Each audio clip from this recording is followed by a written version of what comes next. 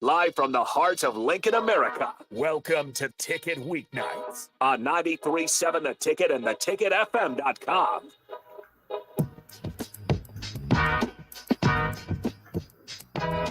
I'm trying to get my earpiece on. I'm at the dealership today.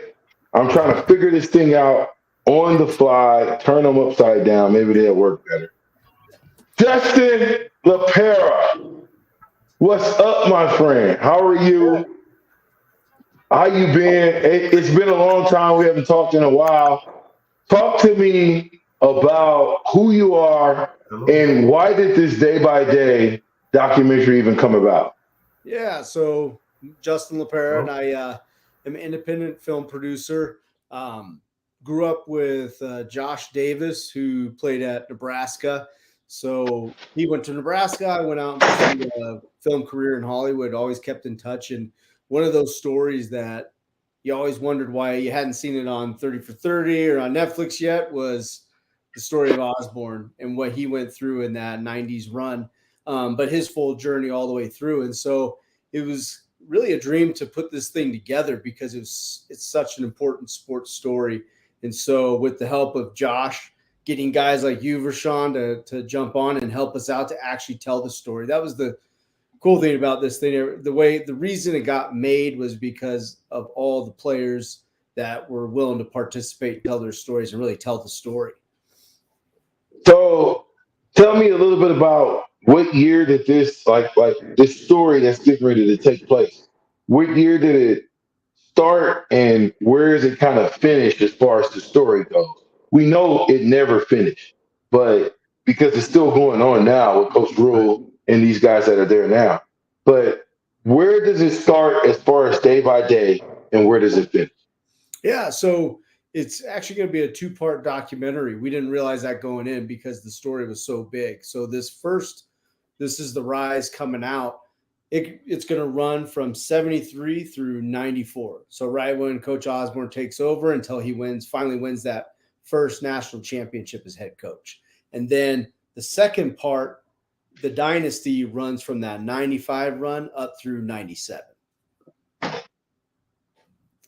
Okay, so 94 through 97. Couldn't find it. Let me put it out. Okay, so 94 through 97. How old were you in 1994? So I was in 94, I was 14 years old.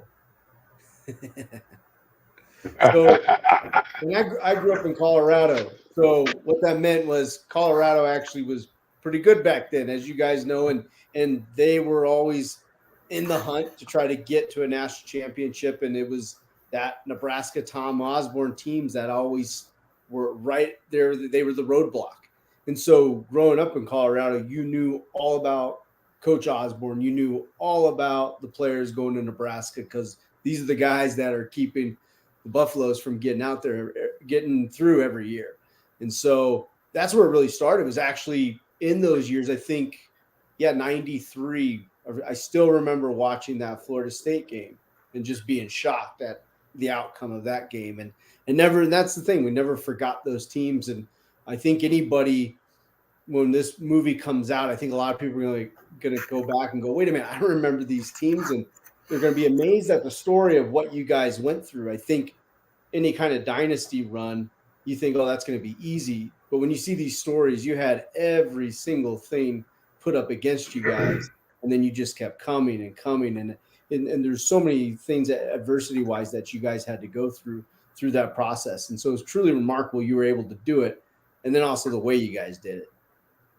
Before we go on, this is Heart of a Husker. I'm your host, Vershan Jackson, three-time national champ. I got Kenny Cheatham, another three-time national champ with us. Some guys may be logging on as we go. We got Justin LaPera, producer for the day-by-day documentary that basically chronicles the life of Coach Osborne from 73 up to 1994, and then kind of kicks into 94 to 97, something that me and Kenny have been a part of, me since 93, Kenny since 94. Justin, when you guys were doing the filming on this project, how tough was it? So it was I guess getting everything organized with you guys, that was the biggest thing, was figuring out, trying to get it so that we could get to as many players as possible. I think but the biggest struggle, aside from like the logistics of putting it all together, would definitely be actually editing the story. In fact, the original cut was 8 hours long, and I'm not even joking. Like over 100 hours of footage we shot, and so many stories. So pulling the stories was the really, really hard part of this. Was there's so many stories that we couldn't keep in because you still have to narrow it down, and we pushed it as far as we could. So each movie's 2 hours because I really don't think you can tell it any shorter if we're just cutting too much at that point if we do. So that was definitely the hardest part, I think, is getting into the editing bay and doing that, and logistically getting all the footage to tell the story. Yeah, I got Kenny Cheatham, a great friend of mine, someone who's been a friend of mine for 30 years, and a three-time national champ, a guy that knows kind of how this thing worked. Kenny didn't get a chance to do his interview part, but I hope that Kenny will be a part of what we're doing. But Kenny, what kind of questions would you have for Justin in doing this day by day documentary? Oh man, I just wanted to know, like for myself, I know I was supposed to be interviewed a couple times and never fell into place. Um, what particular players were you guys looking for? Because we know it's a film, we know it's a documentary, and I think one of the most under I haven't seen it, but I think the crew that was missing was our group wide receivers, especially after because if I'm correct, I think I see some 93, 92, those earlier guys, love them. But I think our core from the 94 team, the team that won the first one, until about 98, 99, I don't think it's that many of us in there. And because being wide receivers at Nebraska, I don't think people understand, one, what we sacrificed to go there to be wide receivers, what a lot of us is giving up, and two, and how integral we were to that offense. I mean, Nebraska fans know, but a lot of people don't understand. And I was just wondering how many of us are in there, if any, from that team, from that time frame. Yeah, I think Abdul Muhammad is one of the main ones. I think because Corey Dixon was in that older from the '93 group. So a lot of it went based on years, and then logistically getting everybody. So we shot everything pretty much in Lincoln. So it was a matter of, okay, we got this window, then we're going to come back with this window, and then this window to do it. And so Corey Dixon, we really wanted for that '93. That he was a big part of that, that game against Florida State. So he was the guy we really wanted to talk about Florida State with that punt return that got called back. Right. And then Abdul Muhammad. And the thing that those guys were able to kind of really paint a good picture of was just how much they had to sacrifice, how much you guys had to sacrifice of your bodies for the run game, and how it set up the run game the way it did. And then to have you have to be on it when the ball is coming your way, and it may only be one or two times in a game, and you got to make the play. And so there was a lot of demand, I think, on the wide receivers. That is a big story, a big theme that we kept hearing a lot from the guys. And so, but how we kind of decided on who was definitely based on scheduling was a huge factor.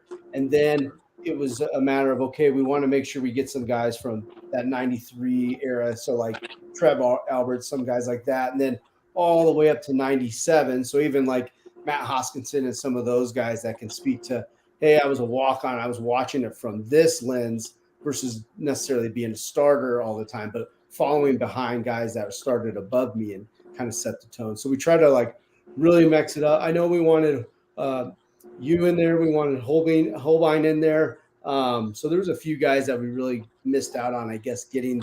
And I know Chevin Wiggins, we were able to meet up with him. We randomly were out in Dallas, so we were able to get him. So we were lucky on that part. But that was the tricky part, was getting everybody, because you always have guys. I would have loved to have like Corey Schlesinger in there, and a bunch of guys that just couldn't make it. So. Well. Here's the deal. When like Kenny Cheatham, understanding the sacrifice that Kenny Cheatham, I don't know. A lot of people don't understand. that Kenny Cheatham could have went and played basketball for just about anybody. Kansas, Jayhawks. I mean, just about anyway. Why you didn't play Kenny for Nebraska in basketball is beyond me, but that's another story for another time. Seven's But own boy. I think, having Kenny Cheatham's story and why he decided. I think BJ's freezing up. Did he freeze up? Yeah, in we might have the lost, in the we might have lost complete BJ. story. I think he's coming Now, back. All right, BJ, we lost you for a little bit there. You're back though. hey, Yeah, don't be losing me. How do you lose me? You froze up, brother. You can't be losing me. Yeah, they didn't want me to say what I was gonna say. Okay, so anyway, what I was saying was, hopefully I won't freeze again, was Kenny, decided to come to Nebraska when he could have played basketball for Kansas and a lot of other schools. I'm talking Kansas back then in 1994 was still Kansas, right? So, eventually to tell that story, with Kenny, to help people understand the sacrifice I think that Kenny made to say, hey, I'm not going to play basketball, because what I was saying earlier, Kenny, before I froze, was why you didn't play basketball is beyond me. That's just That was at the university. Seven's friend, Seven's own boy. You know what I'm talking about. Now, Justin, above you, Justin, well, it'd be this way for me. Above you is Kevin Wiggins. And I always like to say, because this is the first time me and Seven really had a chance to interview, and I hope that we'll get more, but I always say, without Seven, there is no dynasty. Right. Right? Seven, I've never asked you this. I want to ask you this now. What in your mind said kick the ball? Back in the days, bro, just playing sports around, just in the area, soccer, whatever, you toot your foot up and the ball come back to you. You know what I'm saying? And at that point, the guy had my arm and I was looking down. I seen the ball rolling down my leg. So, hey, why not try to get it back to myself? Do you feel like you get credit for that play as much as you should? I don't, but I'm not looking for it. At the same time, I'm happy that it worked out for us, and look where we ended up at. Right. I just want people to know that without this guy right here, little Bo Wiggins, Kevin Wiggins, from what part of Florida? Bradenton. Who else came from Bradenton back there? You name them: Tommy, Tyrone, Justin, Leslie Dennis. So give me. So Tommy Frazier came from Bradenton. Yes. Tyrone Williams came from Bradenton. Yes. Leslie Dennis came from Bradenton. Yes. And if we could have kept Justin Stevens straight, he'd have been probably the greatest linebacker to come from Bradenton. He came from here too. A lot of people came out of that area from our era. Once Tommy being the first one, right? Once Tommy went, what did you know about Nebraska, Steven, at that point? Before Tommy went, what did you know? And then after Tommy went, what made you want to go? Well, Tommy went and, Tyrone was with him. Him and Tyrone went together. And all three of us played on the team together, actually with Justin as well. So with them leading the way there, I played running back for Tommy. And So you started as a freshman? Say again? Did you play as a freshman? No, I played as a sophomore. Okay. Yeah. So his senior year. Tommy was a senior and Tyrone was senior. Okay, so Justin, these dudes that I'm talking to right now, the reason why I got them on is because they mean a lot to me, just as men and as individuals, but more so, I think as players and brothers that helped me get through somewhere where I think all of us Kenny more so having pops there, Shebo being all the way from Florida, but Kenny being from, Arizona, me being from Nebraska, being closer, but not having my pops there. We had to gel kind of as a team. Did I freeze up again? We had No, to you gel good. as a brotherhood. Yeah. And Justin, so Kinsey or Bo, what question do you guys have for Justin as far as doing this not this documentary on Day by Day? Go ahead, Chavo. I ain't hear the question. My bad. How's it going? Chavo don't have a question. Now, like I said, my main thing was about the receivers and sacrifice, because I always tell people all the time. They'll ask me because it's still a big thing here in Arizona, where the state is still mad that I went to Nebraska. It hasn't went anywhere, and I tell them, they'll ask about some of the players, and I'll say, well, my roommate was Mr. Florida, and they're like, who? And I'm like, Chevin.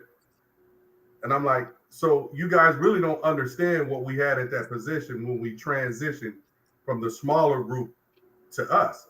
And then I say, you guys really don't understand how good Bobby was once he came over to the receiver room.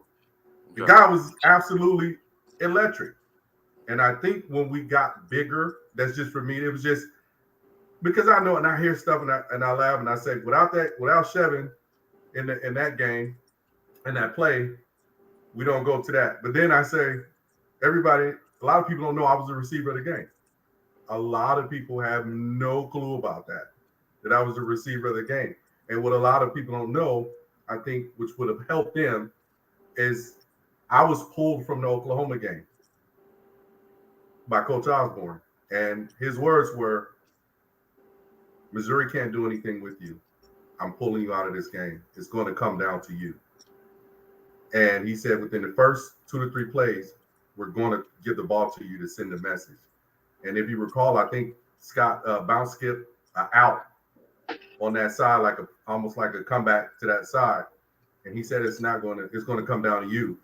And one of the biggest plays in the game also, he asked me, could I do it? And I said, I can't do it. Let Bobby do it, which was the post Bobby caught when he bobbled the ball. That's why Bobby ran the play. He said, Kenny, can you do it? I said, no, sir, my quad, I can't do it. And that's why Bobby was in and he ran it, because that was a receiver's formation. And I think if people could have heard that, they were like, oh, because there was a lot of stuff that happened that we did. That we would say, oh, no, I'll do this and that. That made sense to add up. You say, oh, that's why that was there. So for me, just little stuff like that with the receiver, because we knew what we had. We knew we weren't going to get the ball that much. I always tell people, they say, Kenny, what about Nebraska offense? I say, to me, it didn't read outside in. It read tight end, wing back, split in. Because I said, honestly, that's what the offense had. It wasn't a receiver-centric offense. So you heard about the tight ends getting catches. You've seen the wingbacks getting catches. They had the formation. The wingbacks had the hot reads. And I would be jealous because we have more takeoffs than hot reads as a receiver position. So, no, pretty much that's it. Just saying, give the Nebraska receivers their due. I'm sure you did, but that would be my thing, because a lot of people just have no clue. Yeah, Nebraska fans to it, yeah. Yeah, I agree with you, and that's the thing, especially on the drive that with that Missouri, we set it up where you really, your pass, your catch sets up that whole drive that we're about to see. And Chevin, for you, what you go through, and you tell the story so perfectly in your interview, and we recapture it, but we actually freeze frame and show just how critical all these little pieces were to that game, to that puzzle, because that was a huge piece to this bigger puzzle. But yeah, that it's always tricky because you have, the thing is the receiving core was that driving force in those years. And the thing was in that Missouri game, unless you really understand sports or unless we have it kind of narrated by one of you guys, is like, do you understand that, this whole time we're running the option, we're running, and it comes down to the drive and it's all on the receivers. You guys are now asked to make these plays, and you maybe you've only seen the ball once or twice in the game. And it's just incredible how you guys consistently continue to step up. And I love some of Abdul Muhammad's highlights. Same thing, where it'd be like clutch, and bowl games, whether I believe it was with Oklahoma, or no, I'm sorry, with Oklahoma and Miami in Miami, 94. and where he gets up and gets all jacked up, and it's like, okay, here we go, like, and really sets the tone. And that was one of the only plays he got, but and he just totally let himself get lit up in the moment and made that play. So, yeah, it's. I hope that's a big story going forward, even through not just day by day, but going forward of what it took amongst the team. Right, there were superstars, but there was a lot of superstars, and there was a lot of what we try to show is the depth issues too that you guys had, and as far as how your practices were lots of times harder than the games because of how competitive it was at practice to get to that starting spot, because there was always a guy behind waiting. So yeah, I think most injuries happened in practice, didn't they, for all the players? Majority. I don't remember getting hurt. I do, but I I do. know who did. I hurt my ankle, but I'm saying, like, I don't remember being hurt where I'm out for like a month or 3 months or whatever. Lucky. No, not that long. Kevin, when'd you get hurt? Me? Yeah. I think we went to Oklahoma. I got hurt, thigh bruise. That was it. But did it hold you out the next game? No. Sully told you, man, take that stuff up and keep it going. Hey, man. Yeah. Hey, I couldn't, you know. Yeah. Hey, Justin. So when you talk about day by day, right? Because I think, you know, even though all those Osborne era, that makes a big difference. Uh-oh, we lost him. Yep. He needed better cable stream. Can you hear me? Yep. Yeah, you're back, BJ. I was just about to ask a question. Everybody wants to call me now. Why? Airplane mode, bruh. Bruh, I put it on Do Not Disturb. Airplane mode. Isn't that supposed to work on an iPhone? Airplane mode is on Android. You got to know the iPhone too. Stop playing. Justin, but I know all of us are looking forward to seeing this documentary, seeing you guys put it up. I can't keep these earphones in my ear. But tell me, when you went to filming, how many different guys did you guys film over, and how long did it take over the course of how long? Yeah, so we started with Tom Osborne in 2019, and I think we finished our last interview with Trev Alberts was last year, 2022. So yeah, it took 3 years, and we did 52 interviews, including one of Bobby Bowden's last interviews, from Barry Switzer to even Peyton Manning, just to talk about the Tennessee game. And then as many players as we could. So it was a beast of a project, because we were so lucky that so many people wanted to be a part of it. Normally it doesn't work out that way when you're doing these documentaries. And but it really had, you know, what I wanted to do is make sure that you guys were telling the story, not me. I'm just getting the stories, I'm getting the information, and then try to lay it out, you know, in a entertaining and in linear format where anybody, whether they follow Nebraska football or don't even know anything about football, can follow it and get something out of the movie from what you guys did. So yeah, it was a big process, you know, starting in 2019. And those interviews, to give people an idea, so Tom Osborne went 4 hours straight himself. Vershan, you guys went 3 hours at the round table, and then you went another 2 hours one-on-one, you know. So and yeah, so that's how long these interviews were. Just crazy. I got freeze up again. Yeah, he did. I thought he was just really excited for what I just said. I gotta keep freezing up. Every time we talking about something good, we freeze up. It's like talking about NIL. Could you imagine, Kenny, Chevo, if we got NIL back then? Bro, that would have been so lovely. Man, I'm gonna tell you like this. I'm gonna tell you like this. That 400 plus thousand, and that BMW that was off to my dad from school, we would have had that. Yeah. From another school, not Nebraska. We would have touched that. We would have taken that. I was like, nah, we don't want to get us in trouble. Yep, and it looks like we actually lost VJ again here. So I'm Harrison, hopping in from the studio. We're actually going to go ahead and wrap it up on this break right here. We'll have one more after this one to wrap up Heart of a Husker with the captain, Vershan Jackson. He'll be back. We got Bo, Kenny Cheatham, and Justin LaPera all streaming in with us here. We'll throw it to break and catch you guys on the other side. All right.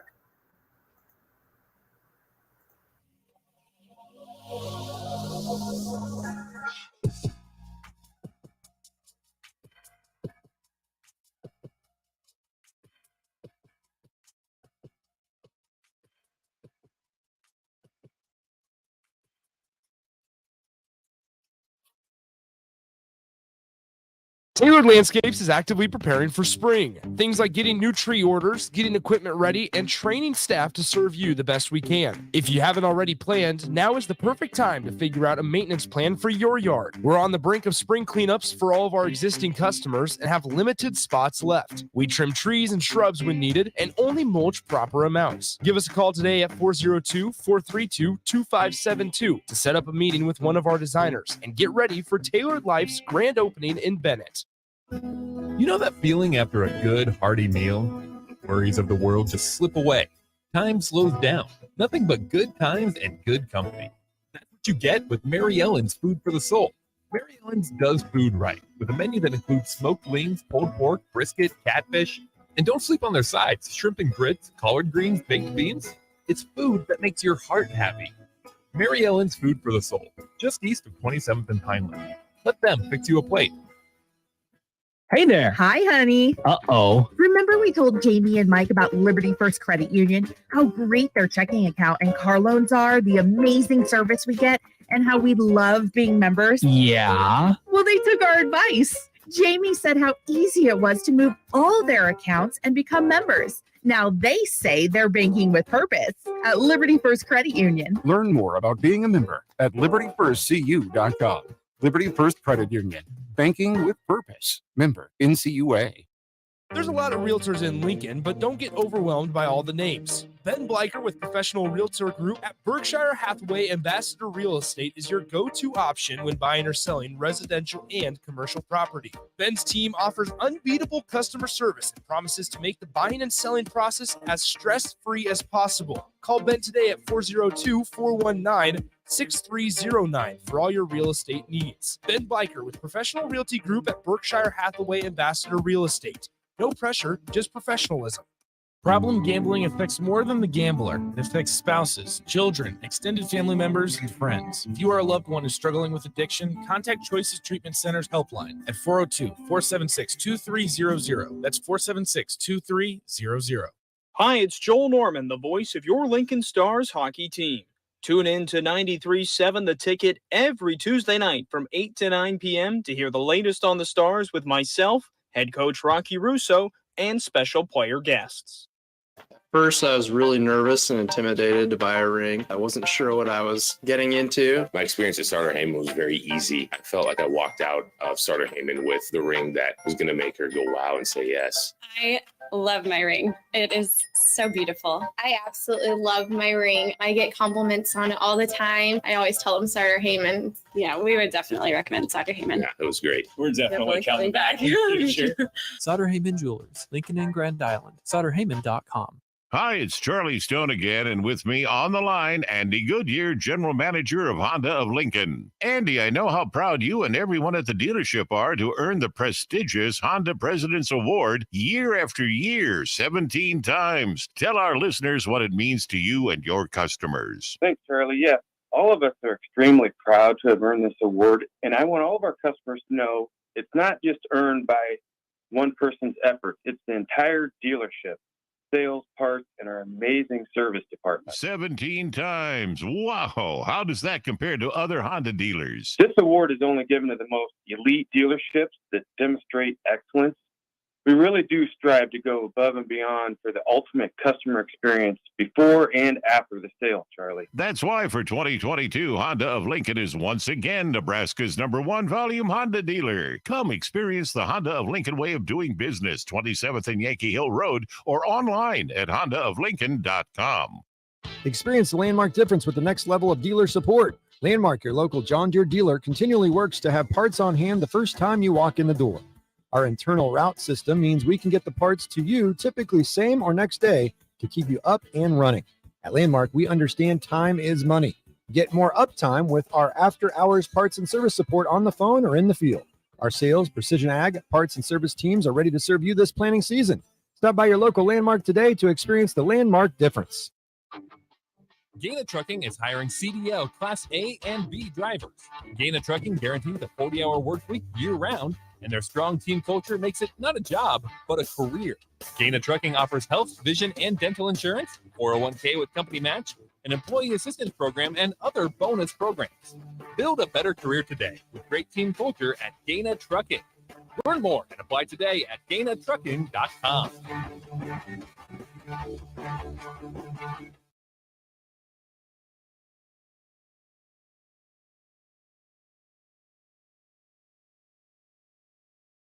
Tailored Landscapes is actively preparing for spring. Things like getting new tree orders, getting equipment ready, and training staff to serve you the best we can. If you haven't already planned, now is the perfect time to figure out a maintenance plan for your yard. We're on the brink of spring cleanups for all of our existing customers and have limited spots left. We trim trees and shrubs when needed and only mulch proper amounts. Give us a call today at 402-432-2572 to set up a meeting with one of our designers and get ready for Tailored Life's grand opening in Bennett.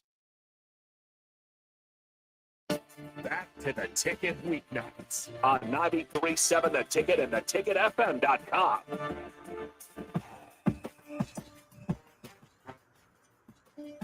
That's right. Heart of a Husker. I am with Justin LaPera, Kenny Cheatham, Chevin Wiggins. Kenny Cheatham, 3-time national champ. Chevin Wiggins, 2-time national champ. Here's what I want to know. This is Dan Doherty. Let's ask Dan Doherty. This is for you, Justin. When will this documentary be available? How does one get access to view it? Yeah, so it's going to come out this weekend, August 11th in Lincoln and Omaha in select theaters. So definitely check that. That's going to be through the Marcus Theater Group. And then eventually it'll be at August 29th. It'll come out on video on demand. So that'll be everywhere from Amazon to iTunes to YouTube and all those channels. And then later on, you're most likely going to see it on specific networks here and there. But that'll be way after. But you can definitely watch it on demand if you're not in Nebraska, starting as early as August 29th. What's the first viewing in Nebraska, in Omaha and Lincoln? So when is the first viewing? It's going to be I have to check on the times, but I know it's going to be in the evening. So I know there will be probably matinees starting at 4 p.m. and both Lincoln and in Omaha. And then there will be a big screening, evening screening at 7 o'clock and then possibly even at 9 o'clock in those theaters. And that's through the Marcus Theater Group. Okay, perfect. So, I know that Colorado is coming up after Minnesota. I hate to look past Minnesota. Because to me, we got to beat Minnesota, right? I mean, you got to get to 1-0 in order to go to 2-0. How big, you live in Colorado, right? I heard you can't get any tickets. Nope.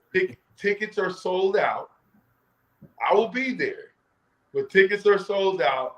Tell me, what is the feel in Colorado with Deion Sanders being there, you doing the documentary? Give me that feel. Oh, it's crazy right now with Deion, and what's crazy is you don't know anything about this team because this team no one's ever seen before. It's not the Colorado from last year. So as a fan, it's hard to know what you're going to have. You have all this excitement that there could be something great, but around Colorado, the hype is definitely there. Spring game, they never did spring games before where the fans could come in and watch. That sold it out. That stadium hasn't been sold out in probably almost a decade. So wow. For it to go, and that's just for the spring game. So it's definitely, he's brought a lot of energy to it, which is cool to see. And obviously it'll be fun if both teams are at stepping it up. I think it'll be a really fun game to watch. Can Colorado beat TCU? I don't think so. I would think that would be pretty tough to do. But that's the thing with this team. I haven't seen. I mean, you've seen his son as a quarterback, but you haven't really seen any of these guys play together.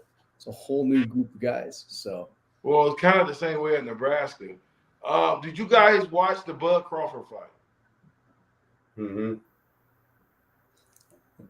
Yeah. Yeah. Did you watch? Hey, Justin, did you watch it? what was it? The Bud Crawford fight. No, I didn't see that one. Yeah, I watched When it. you, hey, Justin, when you coming to Nebraska? So I'll be coming. I'll be coming in on the 12th for the screening. Perfect. I'll make sure all the guys are together. All right, so Chebo, just because I know, like for me, it's an honor to have you. Punt return. You got to unmute yourself there. Unmute yourself. Hit the mute button. Mute. Okay. Now, why you look at me like I'm tripping when I say that? No, I ain't say nothing wrong. Go ahead on. No. Justin, Kenny, because Kenny, Chevin, y'all came in together. You, Tavy, a bunch of you. Yeah. Mm-hmm. Look at him froze up with that cheap Wi-Fi. Hey, no. Yeah. What you using? What was that? Cable vision or something? Always say this. All right, what Vershan, using you're cable back. vision? Oh man, Man, what's wrong with your phone? Man, I'll say this, Chevin. Look at it, just janky. This guy on cellular one, he on the cellular one line. Hey, no. Yeah, I don't know if we're gonna. Hopefully, we can get it back before the show wraps up here.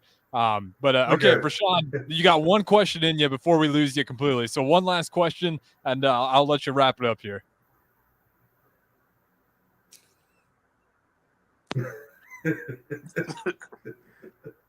Take it off of mute. Yeah, we can't hear Vershan.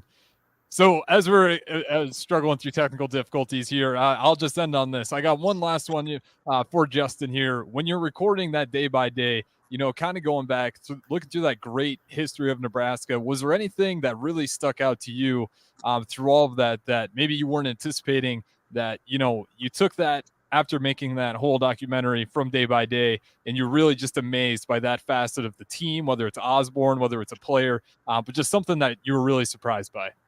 Yeah, I think like back then it was always kind of shown as this clean cut image, Nebraska, and what I've come to find out is, at the practices it was brutal. These guys were going to battle, the fights that would happen, the competitiveness. There was a lot of edge to these teams, way beyond that I ever knew, and that edge is, I think, what made them so dominant, to the point of being, I think, the most dominant team that's ever stepped on the field in '95, was they had that edge, and they worked as a team and all that, but they had this grit behind them that I think a lot of people didn't realize was going on behind the scenes in the pit and at practices that no one else got to see.